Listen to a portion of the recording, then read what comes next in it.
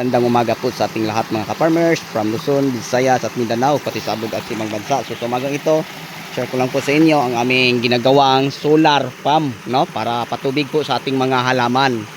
Kasi marami tayong mga pananim tulad ng talong, ampalaya, kamatis, sili, upo, at iba pa. So yun po, no? Mga sitaw, mayroon tayo din eh.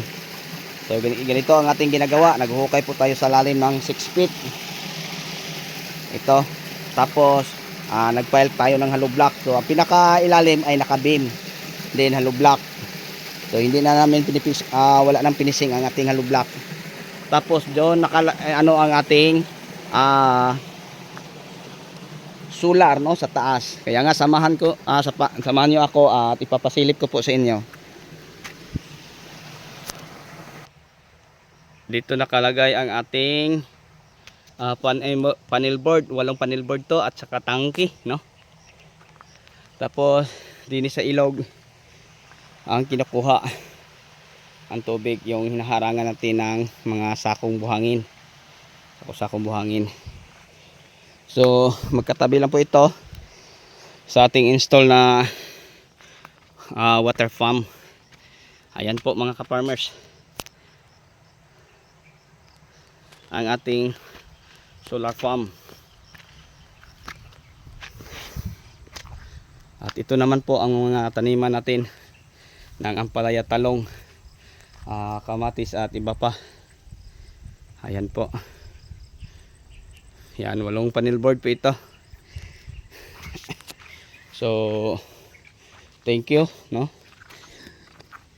di Batangas, thank you province sa inyong pagbigay sa amin ng solar farm, no. So na-award natin to sa atin mga ka-farmers dahil po siguro nakita nila yung pagsisikap natin, tsaka active tayo sa mga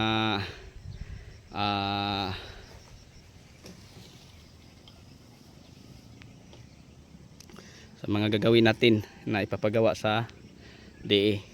Kaya nga nagkaroon tayo dito. So una-una ang ginagawa namin din ay nagpapa-registered po. Kasi yung tulong galing sa gobyerno ay hindi din siya pwedeng ibigay, no, na isa ka lang. So kailangan grupo. Kaya nga kami ay bumuo ng grupo.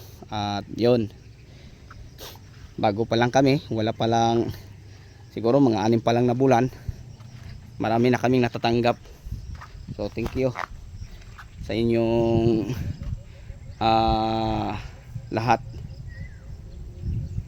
So nagugustuhan ko yung ano nyo, kasi kung gagawin lang natin ang ipapagawa, so walang imposible sa lahat ng mga hihingiin natin basta nakaregistered lang po tayo.